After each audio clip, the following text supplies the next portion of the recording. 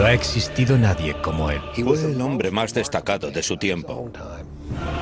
Una brillante estrella del Renacimiento italiano, cuyas pinturas, inventos, descubrimientos científicos y proyectos de ingeniería aún siguen asombrándonos. Sabemos muy poco de él. Siempre le persiguió la controversia, entonces y ahora. Es un hombre sobre el que cualquiera puede inventarse una buena historia. Ahora se ha convertido en el protagonista de un bestseller internacional, donde se le presenta como el guardián del secreto más controvertido de la historia. ¿Dónde termina la verdad sobre él y comienza la ficción? Seguidamente, la vida de Leonardo da Vinci en biografía.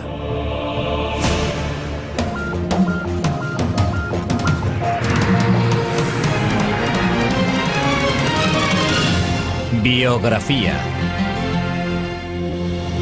Leonardo da Vinci. Jesús, María Magdalena, la Iglesia, sociedades secretas, el Santo Grial y Leonardo da Vinci.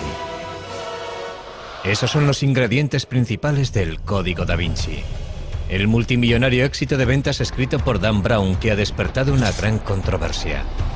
En la novela se ofrecen reinterpretaciones revolucionarias de obras de arte y arquitectónicas reales, con lo que el autor consigue difuminar la línea que separa la realidad de la ficción. Induce a pensar que las opiniones expresadas por Dan Brown sobre algunas obras de arte son realmente ciertas. Hoy analizaremos gran parte de esas obras creadas por Leonardo da Vinci, centrándonos especialmente en La Última Cena. ¿De verdad contiene esta obra maestra lo que dice el libro que contiene? Es indudable que hay pistas ocultas en las obras de Leonardo da Vinci.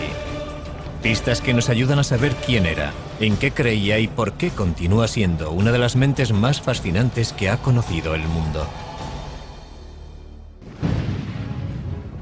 Leonardo nació en la Toscana, en un pueblo llamado Vinci, a las afueras de Florencia.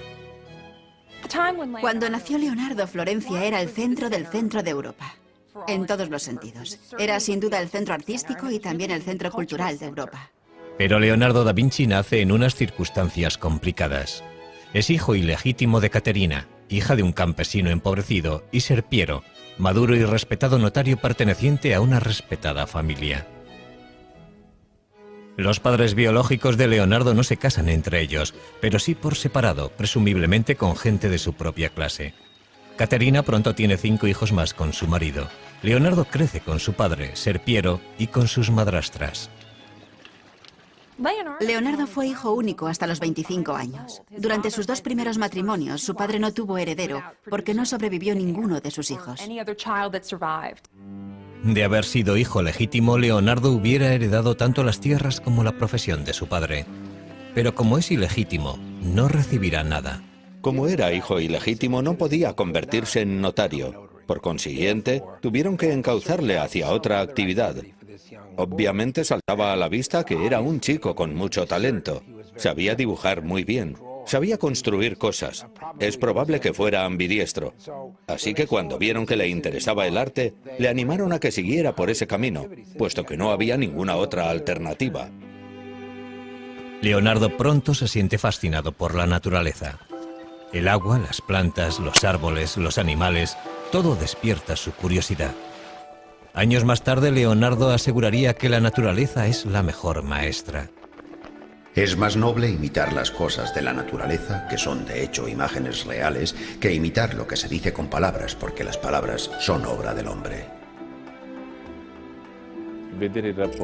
La relación de Leonardo con la naturaleza que rodeaba a Vinci es importante porque tuvo una gran influencia primero en la evolución de su pensamiento y luego en la de su obra. Siendo aún adolescente, se traslada a Florencia con su padre, y allí se le presenta la oportunidad de pulir su talento al entrar de aprendiz en el taller del artista Andrea Verrocchio. Parece que su padre reconoció el talento del joven desde un principio y le hizo ingresar en el taller de Andrea Verrocchio, un lugar inmejorable para crecer como artista.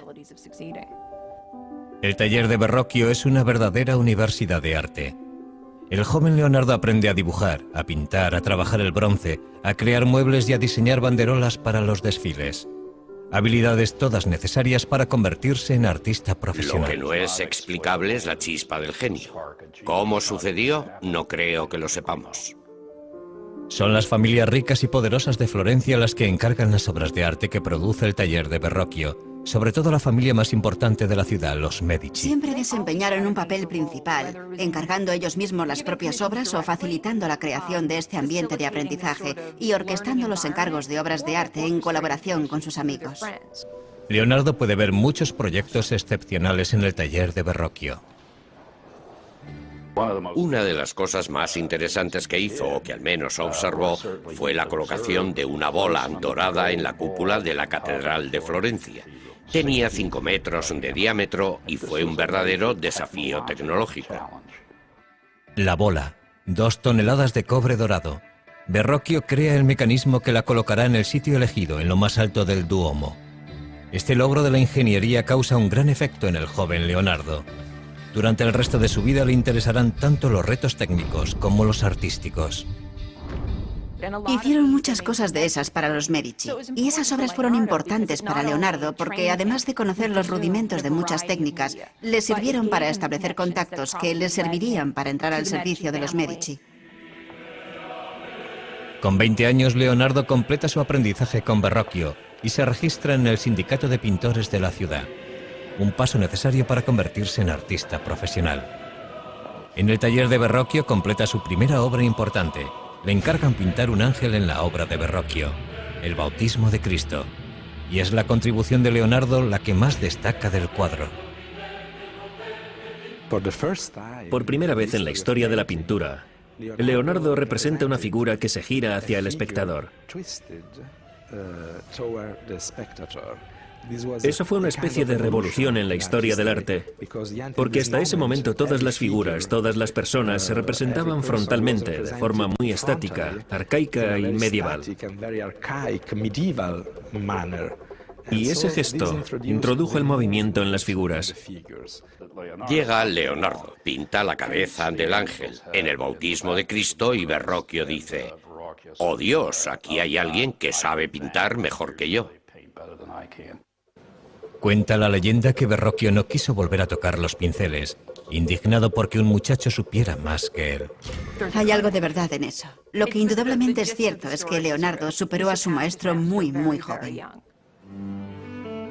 El antiguo campesino empieza a labrarse un nombre como pintor. Leonardo comienza a pensar en cómo utilizar su talento para conseguir el éxito, pero una acusación anónima no tarda en poner en riesgo su futuro.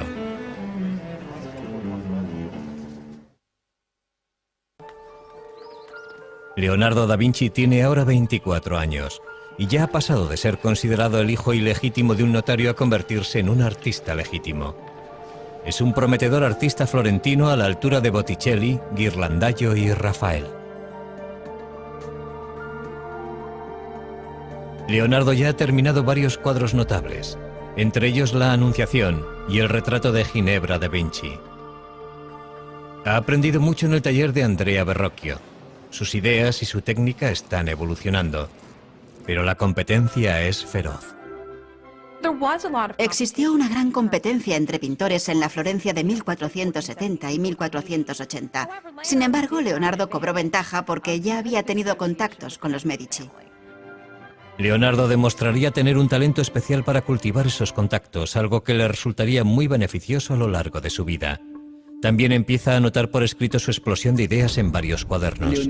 Leonardo escribía todas las ideas que se le ocurrían, todo lo que leía o escuchaba en las calles cuando estaba con sus amigos. A veces resulta bastante difícil saber si lo que escribe son ideas suyas o citas que está transcribiendo. En la actualidad, los legendarios cuadernos de Leonardo están reunidos en lo que se conoce como sus códices. Al final de su vida habrá escrito 20 volúmenes. Cada uno de ellos con cientos de páginas. Los cuadernos son fragmentarios y contradictorios. En ellos mezcla todo tipo de materiales sobre temas muy distintos unos de otros, a veces incluso en la misma página, y constituyen la antítesis total de los apuntes que toman los estudiantes aplicados en clase. Sencillamente no sentía la necesidad de ser un pensador sistemático. Tomó cientos de notas sobre arquitectura y sobre ciencias. Escribió sobre óptica y perspectiva. Escribió de botánica, de anatomía, de geología. Y también se interesó por la ingeniería y la fabricación de armas, conocimientos que le resultaron de gran utilidad para conseguir encargos y alcanzar la posición que deseaba. Un detalle sorprendente de los cuadernos es la extraña letra de Leonardo. Casi todas las palabras están escritas al revés, de derecha a izquierda. ¿Es esta la forma que tiene Leonardo de encriptar sus notas, como asegura Dan Brown en su novela El Código da Vinci? Lo que está claro es que si eres zurdo como yo, la forma normal de escribir es de derecha a izquierda. Uno no empuja la pluma, la sostiene. Y es perfectamente posible que adoptara esa costumbre porque nunca tuvo un estricto profesor de primaria encima de él diciéndole cómo tenía que escribir. Si así fuera, sería un código muy pobre. Su escritura resulta bastante legible si utilizamos un espejo. Yo pienso que fue un hábito que adoptó porque le resultaba más fácil escribir así. Algunos de los estudios de sus cuadernos distan mucho de ser bellos. Leonardo es perfectamente consciente de que para conocer algo debes conocer su contraste. En otras palabras, para conocer lo bello debes conocer lo feo. Y viceversa. Los estudios grotescos son posiblemente una forma de examinar la variedad de posibilidades que nos ofrece el mundo biológico. Si el pintor desea ver bellezas arrebatadoras, él es el amo de su producción. Y si desea ver cosas monstruosas que podrían causar pavor o que podrían ser cómicas, irrisibles o verdaderamente lastimosas, él es su señor y su Dios. Los cuadernos capturan una mente en perpetuo movimiento, pero aportan pocas pistas sobre su vida personal. Los cuadernos no son su diario. Por eso sabemos muy poco sobre relaciones personales, aparte de lo que podemos intuir gracias a otras pruebas periféricas. Uno de los asuntos que continúa en la oscuridad es la sexualidad de Leonardo. Lo que sí sabemos es que la policía secreta de Florencia detiene a Leonardo cuando éste tiene 24 años. Alguien le ha acusado anónimamente de practicar la sodomía con un joven de 17 años. Es imposible saber si la acusación era cierta o no, pero Leonardo se siente humillado y en peligro. El castigo por la sodomía oscila entre una simple multa y la pena capital. 2 meses después, Leonardo es juzgado, pero no se presenta ninguna prueba contra él, ni se presenta ningún testigo, y los cargos son retirados tan pronto como aparecieron. Pero Leonardo ha pasado verdadero miedo. Eso nos indica que desde muy temprano se creyó que Leonardo era homosexual. Es muy posible que mantuviera algún tipo de relación con hombres. Pero es probable que en el contexto de un taller artístico del siglo XV, eso fuera algo no tan infrecuente. Sin embargo, parece que en sus escritos, Leonardo desdeña el sexo en general. El acto de la cópula y los órganos que intervienen en él son tan feos que si no fuera por las caras y los adornos de los actores y los impulsos que les mueven, la raza humana desaparecería. A medida que fue madurando, se desinteresó por completo del sexo. Estaba totalmente concentrado en su misión como artista y científico. Estaba por encima del sexo. Leonardo abre su propio estudio en Florencia en cuanto retiran la acusación. Pero la violencia no tarda en adueñarse de la gran ciudad renacentista. Un sangriento golpe de estado planeado por el Papa y un colaborador amenaza con derribar a los Medici. Cuando el golpe fracasa, el Papa ordena al ejército de Nápoles tomar Florencia por las armas. Como para el resto de florentinos, la guerra es ahora una prioridad para Leonardo. Y empieza a diseñar escaleras y otros artefactos para defender y escalar las murallas de la ciudad. Leonardo empieza a trabajar en un nuevo campo, la ingeniería militar, algo que le fascinará durante toda la vida. Justo cuando parece que toda esperanza está perdida, la diplomacia de los Medici funciona. Florencia está salvada. Leonardo vuelve a tomar los pinceles y en 1480 empieza a pintar San Jerónimo. En el cuadro captura al angustiado santo golpeándose el pecho con una piedra en el desierto. En la actualidad este cuadro está colgado en el Vaticano inacabado, como muchas otras de sus pinturas. Y sin embargo la precisión de Leonardo a la hora de dibujar la anatomía humana hace que el dolor de San Jerónimo cobre vida ante nuestros ojos. Leonardo tiene casi 30 años cuando Lorenzo de Medici envía a los mejores pintores de Florencia al Vaticano para decorar la nueva Capilla Sistina. Esta colaboración forma parte de la nueva tregua firmada por los Medici y el Papa. Fueron elegidos muchos importantes pintores florentinos, pero no Leonardo. Es posible que se sintiera frustrado y que pensara que su talento no era reconocido. Pero Leonardo recibe un pequeño encargo que le mantiene ocupado. Un monasterio de las afueras de Florencia le contrata para pintar un retablo. El tema, la adoración de los magos. Leonardo tuvo que estar desesperado para firmar el contrato de este proyecto. Además de tener que pagarse él mismo los materiales, el contrato establecía que si no lo terminaba antes de 30 meses no le pagarían absolutamente nada. La composición de la obra es tremendamente ambiciosa, pero Leonardo supera todas las dificultades y el resultado final es impresionante.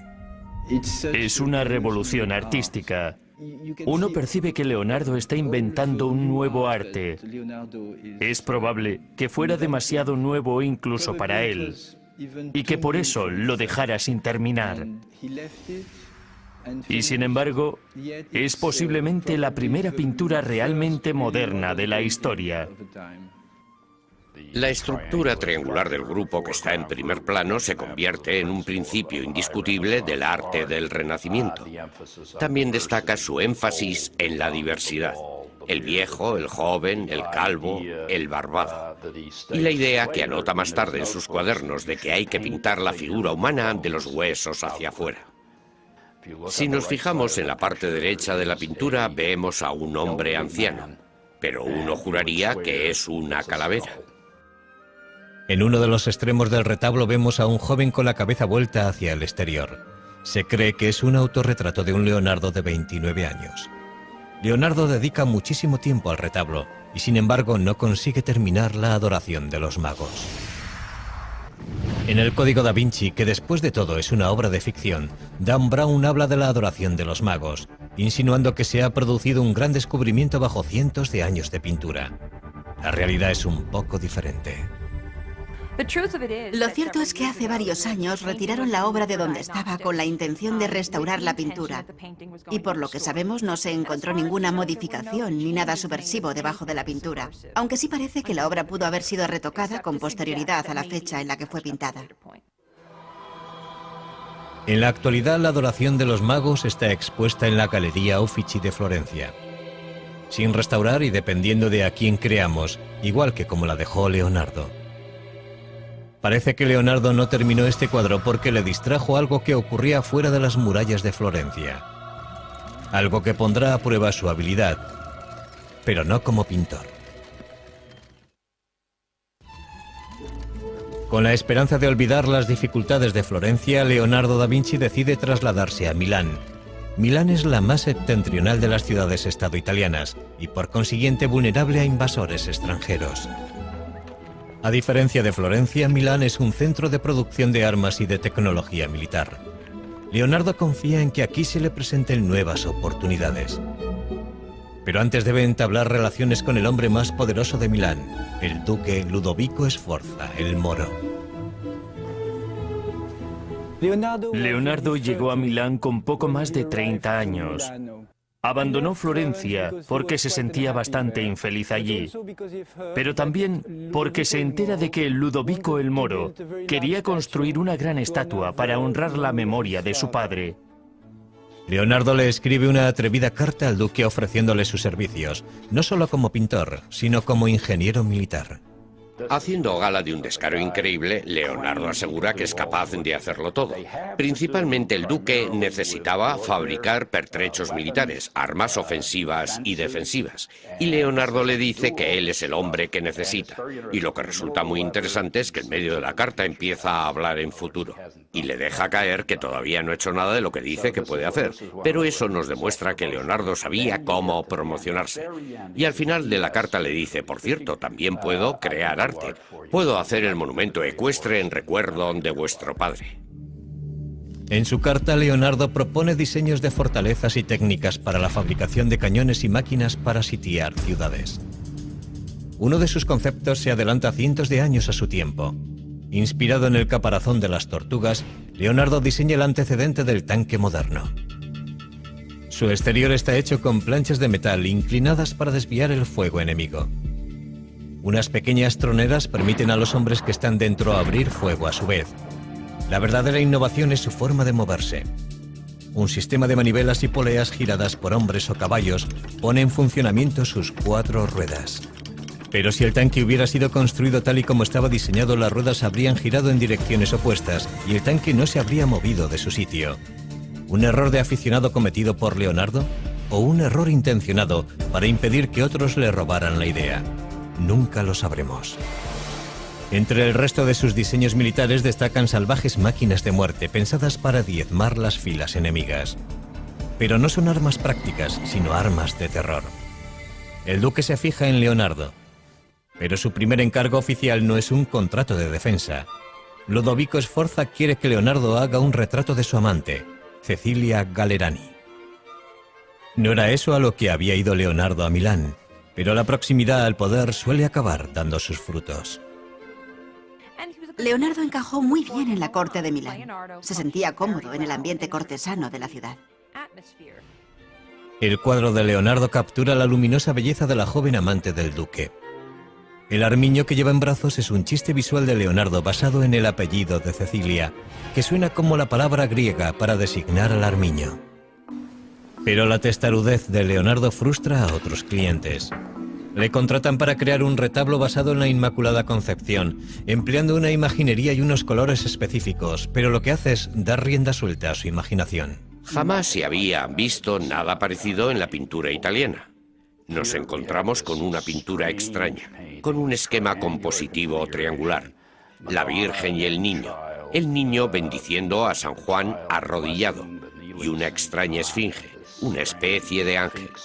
Situados todos en un paisaje de estalactitas, en el interior de una especie de gruta rocosa, un mundo húmedo y poco iluminado.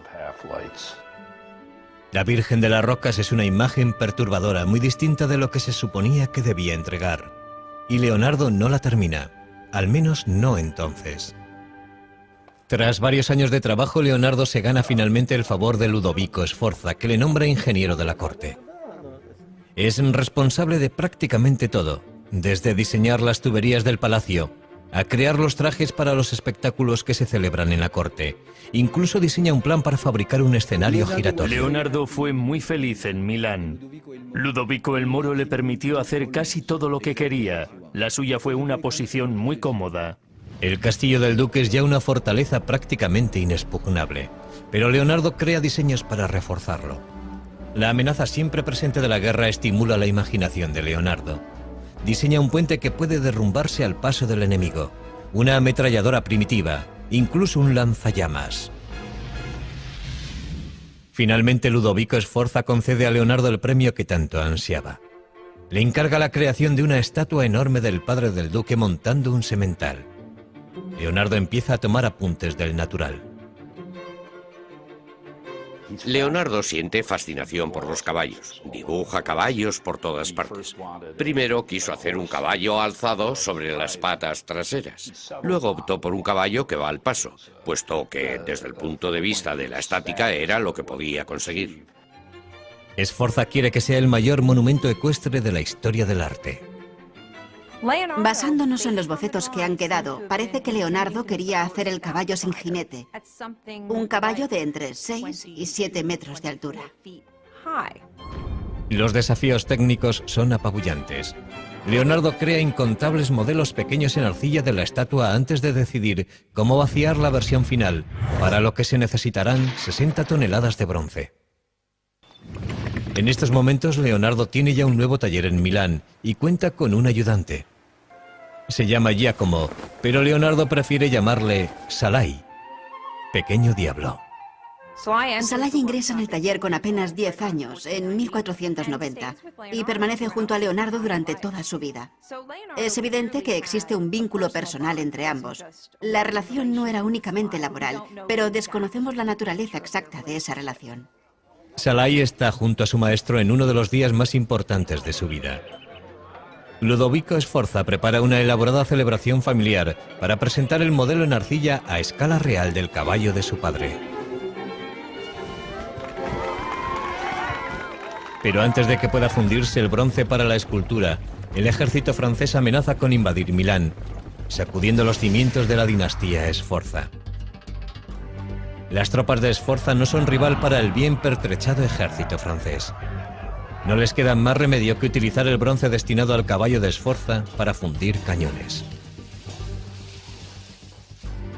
El sueño de Leonardo queda hecho pedazos. Escribe: no diré nada del caballo porque sé en qué tiempos vivimos. Pero el caballo no es el único monumento de la familia Sforza que el duque le ha pedido a Leonardo que cree. Leonardo estaba también pintando un mural religioso para la iglesia de los Sforza. El tema, la última cena de Cristo con sus apóstoles. Para frustración de todos, pasaron años sin que pareciera que Leonardo pudiera terminar la obra. Ludovico Sforza le encargó esta obra cuando estaba decorando el monasterio de Santa María delle Grazie, probablemente como preparación para hacer un monumento funerario para él mismo. Por eso le encargó la última cena, una pintura mural para el refectorio, y en la pared opuesta iba a ir la crucifixión, con retratos de él y de su familia. Leonardo crea una composición revolucionaria para decorar la modesta pared de un monasterio. El genio de Leonardo se revela al preguntarse cómo capturo ese momento tan importante en el que Cristo dice: de verdad os digo que uno de vosotros me traicionará, y ahí se desata un infierno psicológico.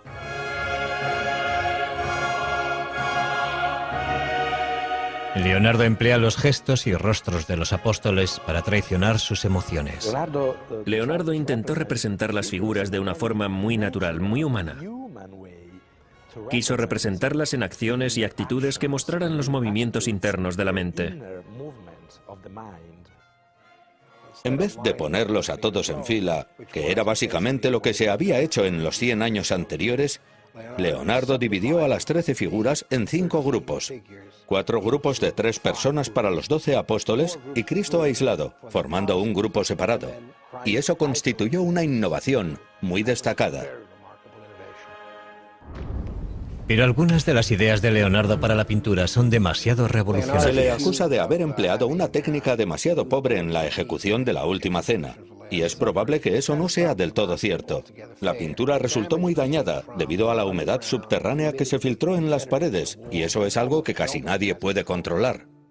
En esa obra utilizó una técnica experimental, y sabemos que 20 años después de su finalización, cuando Leonardo seguía aún vivo, ya la pintura había empezado a resquebrajarse. En el Código da Vinci se dice que Leonardo intentó algo incluso más revolucionario en la última cena. Algo que sería contrario no solo a la Iglesia, sino también a 2000 años de enseñanzas bíblicas. En el bestseller de Dan Brown, El Código da Vinci, novela de la que también se ha hecho una película, se aporta una interpretación sorprendente de la última cena. El Código da Vinci está basado en la teoría de que Leonardo deslizó un mensaje secreto en esta pintura. La figura de aspecto femenino a la izquierda de Jesús no es Juan, como aseguraría la tradición, sino María Magdalena, quien se supone que era la madre de Jesús. Naturalmente, el Código da Vinci es una obra de ficción. ¿Pero creyó Leonardo algo de todo esto? Conocer el contexto en el que, dónde y por qué pintó Leonardo esta obra podría ofrecernos cierta perspectiva.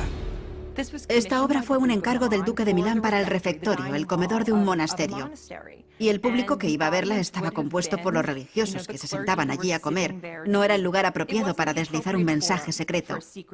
Y ese mensaje jamás hubiera llegado a una audiencia receptiva en caso de que se emitiera una opinión contraria a las enseñanzas de la Iglesia Católica. ¿Por qué tiene un aspecto tan femenino la figura que está junto a Jesús? Tradicionalmente, mostrar a un hombre joven con rasgos femeninos, en oposición a las figuras entradas en años que están sentadas a la mesa, era algo completamente habitual. Y si a eso añadimos que es muy poco lo que puede verse en esa pared, como para establecer si ese personaje tiene una figura femenina o un rostro femenino, el resultado es que disponemos de muy pocas pruebas para emitir una opinión. Y esa es la tragedia definitiva de la última cena, porque debido al deteriorado estado en que nos ha llegado es muy poco lo que ha sobrevivido de la obra de arte original. Ha sufrido 8 restauraciones documentadas, es posible que más. En la actualidad no sabemos qué partes de la pintura pertenecen realmente al pincel de Leonardo. Lo que tenemos que hacer es distanciarnos de la obra y decir que lo que de verdad queda de Leonardo es la composición. Leonardo ha pasado 17 felices años trabajando para el duque de Milán, Ludovico Sforza.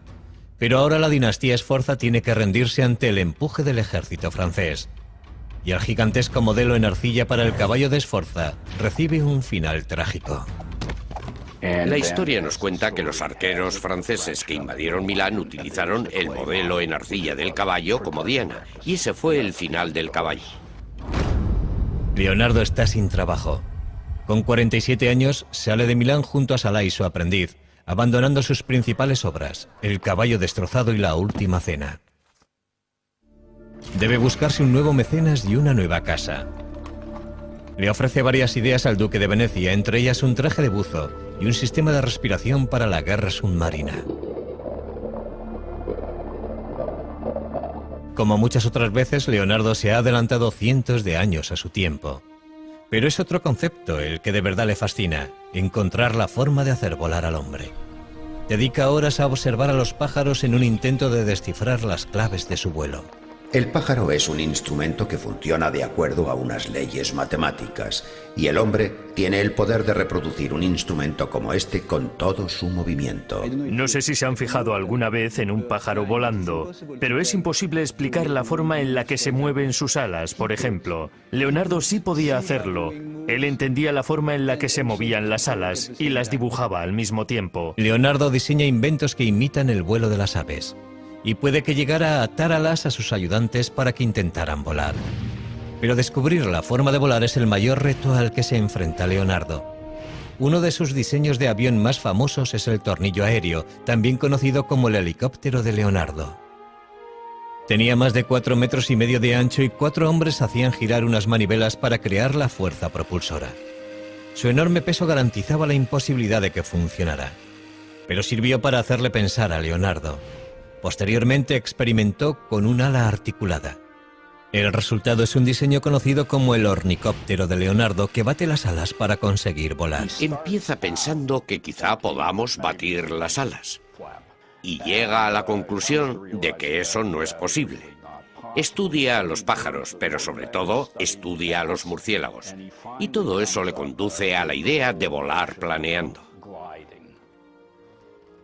Para ello diseña unas alas fijas y unos paracaídas que deberían planear como los pájaros impulsados por las corrientes de aire. Indudablemente este invento hubiera podido haber funcionado. Por desgracia, el duque de Venecia no muestra ningún interés por los inventos de Leonardo. Pero a principios del siglo XVI los servicios de Leonardo como pintor de retratos están muy solicitados entre la nobleza italiana. Sin embargo, estos encargos le interesan poco. Cuando una dama le envía un mensajero para saber por qué no ha terminado su retrato, el mensajero regresa con la noticia de que Leonardo parece cansado de los pinceles. Uno pensaría que la gente que quería contratar a Leonardo, sus clientes y sus mecenas, vería con desagrado el hecho de que dejara tantos encargos inacabados y tantas obras incompletas. Y sin embargo, el trabajo de Leonardo como retratista siempre estuvo muy cotizado. Leonardo regresa finalmente a Florencia, la ciudad de su juventud, para volver a empezar. Pero por muy famoso que sea, otro artista más joven se ha convertido en el favorito de la ciudad, Miguel Ángel Buonarroti. Solo tiene 28 años, pero su talento es extraordinario. Es un momento maravilloso para la historia de Florencia que esos dos genios estén en la misma ciudad en la misma época. Pero entre ellos existió rivalidad. Eran muy diferentes el uno del otro. Leonardo era un cortesano, un hombre apuesto que se desenvolvía bien en cualquier situación. Miguel Ángel era un hombre solitario, un hombre ya bastante amargado. Un día sus diferencias estallan en las calles de Florencia. Leonardo tenía casi 25 años más que Miguel Ángel y debió de pensar que estaba por encima de tal rivalidad. Su resentimiento aumenta. Leonardo empieza a buscar encargos fuera de Florencia. Y en 1502 encuentra una oportunidad inesperada al servicio de uno de los tiranos más sedientos de sangre de Italia. A principios del siglo XVI, Leonardo trabajaba para César Borgia, hijo ilegítimo del Papa Alejandro VI, que es en esos momentos el duque de Romaña, un militar, el general de los ejércitos del Papa, por así decirlo. Borgia no se detiene ante nada en su intento de consolidar el imperio de su padre, que espera que algún día pase a ser suyo. Utiliza a Leonardo como ingeniero militar. Los mapas que dibuja son de una precisión extraordinaria y una de las claves de sus éxitos en el campo de batalla. Leonardo hace unos contactos muy sólidos porque es un hombre muy inteligente. Sabía manipular sus habilidades y colocarse siempre en el lugar más conveniente para él. Pero un día Borgia ordena la ejecución de un amigo de Leonardo. Poco después interrumpen su colaboración. En el verano, Leonardo regresa a Florencia y vuelve a tomar los pinceles. Empieza un retrato menor que acabará convirtiéndose en el cuadro más celebrado de la historia del arte. Es la espiritualidad inherente a la criatura humana que Leonardo fue capaz de reflejar en el retrato, la que eleva la figura humana a una especie de majestad. Se ha dicho que la Mona Lisa tenía ictericia, que era una mujer embarazada, que era un hombre disfrazado de mujer. Pero lo cierto es que la Mona Lisa es una gran pintura. Según el relato de un biógrafo, la Mona Lisa sería el retrato de Lisa Gioconda, la esposa de un mercader. Pero eso es algo que no es seguro. Para Leonardo, la Mona Lisa fue siempre una obra en evolución, su intento de alcanzar la perfección. Leonardo nunca entregó el retrato a la persona que se lo encargó y lo conservó hasta el fin de sus días. En la actualidad, el cuadro se expone en el Museo del Louvre, en París, protegido por un cristal antibalas. Es un tesoro nacional que no tiene precio. El cuadro no siempre estuvo tan bien vigilado, pero el robo de la apreciada pintura de Leonardo en 1911 lo cambió todo. Una mañana de verano, un antiguo empleado del Louvre descolgó la Mona Lisa de la pared sin que nadie le viera y salió del museo con el cuadro escondido debajo del abrigo. ¿Su motivo? Creía que el cuadro debía ser devuelto a Italia. Fue un acto de nacionalismo impulsado por la idea de que la Mona Lisa debería estar expuesta en un museo italiano. A pesar de una búsqueda desesperada, el cuadro permaneció en paradero desconocido durante más de 2 años, hasta que el ladrón se ofreció a devolverlo a Italia a cambio de dinero. En 1913 fue detenido en Florencia. La Mona Lisa estaba cuidadosamente escondida en el falso fondo de su maleta, en perfecto estado. Curiosamente, el robo y la recuperación de la Mona Lisa solo consiguieron aumentar la fama del cuadro. Poco después de que Leonardo empezara la Mona Lisa en Florencia, le contratan para pintar un fresco en la gran sala del Consejo de la ciudad. Es con diferencia el proyecto más grande en el que se ha embarcado Leonardo en su vida. Creo que fue un encargo muy importante para Leonardo, pero también fue un proyecto muy arriesgado para él, porque hubiera exigido de un artista que pintara el fresco, y en última instancia no sería eso lo que haría Leonardo. El tema de la pintura es la victoria florentina sobre Milán en la batalla de Anghiari. Conocemos la composición que hizo Leonardo a partir de algunos de los bocetos que se conservan. Pero tras trabajar durante 3 años en el proyecto, Leonardo lo dejó inacabado. No sabemos lo que ocurrió con exactitud.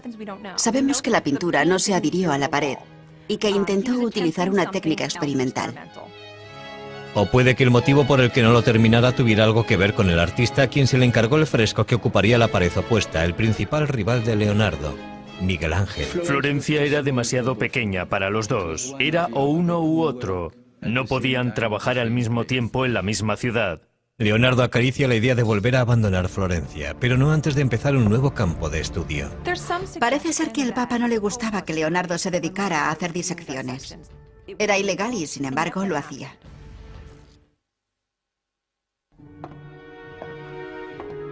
Con 50 años, el deseo de Leonardo da Vinci por alcanzar la perfección artística le empuja en una dirección sorprendentemente científica: la disección de cadáveres humanos. Creía que para poder representar el cuerpo humano tenías que entenderlo. Tenías que entenderlo desde los músculos hacia afuera, para poder cubrir los músculos con carne y la carne con ropa.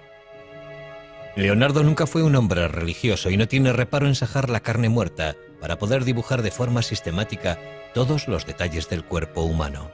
Lo que podría disuadirte es el miedo a pasar las horas nocturnas en compañía de esos cadáveres, despedazados y desollados y horribles de ver.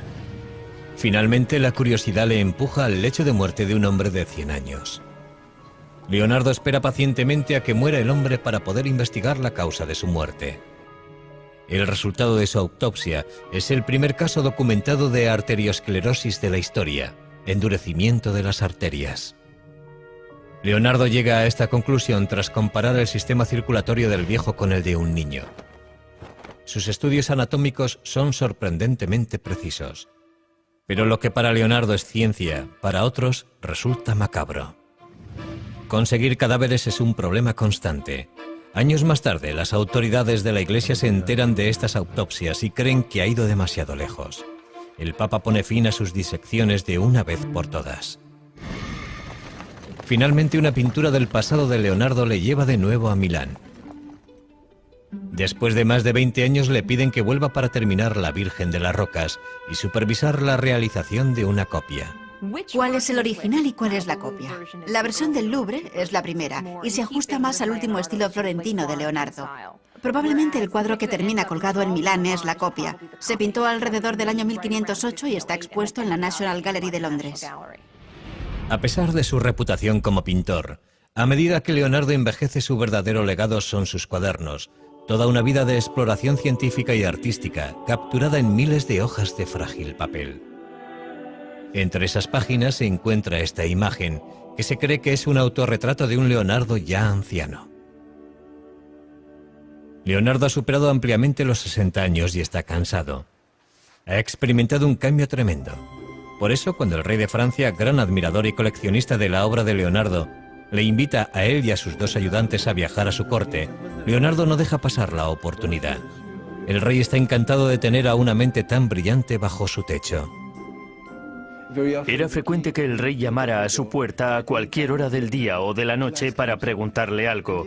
Y Leonardo estaba encantado porque, de hecho, aquel era el sueño de su vida. Lo triste es que, para entonces, Leonardo era ya demasiado viejo como para crear algo. Poco después de llegar a Francia, Leonardo sufre un ataque de apoplejía que le paraliza el brazo derecho y le deja la mano izquierda temblorosa. Sin embargo, gracias a la generosidad del rey, Leonardo tiene pocas obligaciones. Salai, el aprendiz que le acompaña desde los 10 años, y Melzi, un estudiante más joven y leal acompañante, permanecen a su lado hasta el final. Pocos días después de cumplir 67 años, Leonardo llama a un notario para hacer testamento. Y según la leyenda, aunque nunca había sido especialmente religioso, Leonardo vuelve sus ojos hacia Dios. Es imposible saber si abrió su corazón a la religión en su lecho de muerte. No sabemos si es cierto que se interesó súbitamente por el catolicismo y que, como se dice, confesó sus pecados. Se ha dicho que Leonardo murió en brazos del rey Francisco I. Sea eso cierto o no, está claro que los franceses le adoraban. Igual que un día bien empleado procura un sueño feliz, una vida bien empleada procura una muerte feliz. En su testamento, Leonardo planea su propio funeral, algo que no es necesariamente atípico. Lo curioso es que Leonardo ordenó la celebración de muchas misas en su honor, 3 misas grandes y 30 misas pequeñas en 4 iglesias distintas, y dejó dicho que fueran el diácono y el subdiácono quienes llevaran su cuerpo a la tumba. Tras la muerte de Leonardo, las pinturas y cuadernos que obraban en su poder, incluida la Mona Lisa, pasaron a manos de sus ayudantes. Con el transcurso de los siglos acabarían engrosando distintas colecciones de arte de todo el mundo. No es imposible que en alguna parte haya bocetos, dibujos o incluso pinturas originales de Leonardo. Es muy probable que pueda existir algún oculto tesoro en algún lugar. Casi 500 años después de su muerte, Bill Gates compró por más de $30 millones uno de los 20 cuadernos de Leonardo que se conservan, el Códice Lester. Desde entonces ha sido expuesto públicamente en muchas ciudades del mundo. En 2006, un nuevo estudio sobre los cuadernos y dibujos de Leonardo arrojó nuevas y sorprendentes pistas forenses sobre el maestro del Renacimiento. Parece ser que Leonardo dejó huellas dactilares tanto completas como parciales en la pintura y la tinta de varias de sus obras.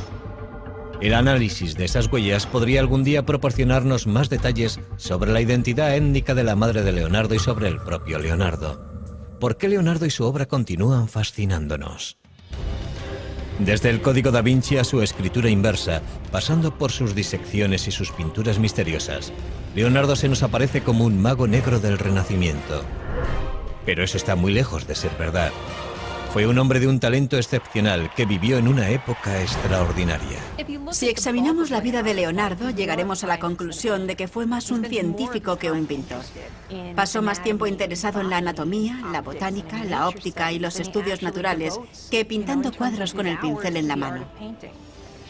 Fue un hombre tan excepcional que hizo de todo, y todo lo hizo muy bien.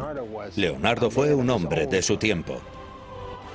Un hombre cuyo genio y ambición le catapultaron de la oscuridad a las cortes reales. Un hombre que jamás permitió que la adversidad hundiera su intelecto. Un hombre para la eternidad que ilumina nuestra imaginación incluso hoy. Leonardo da Vinci.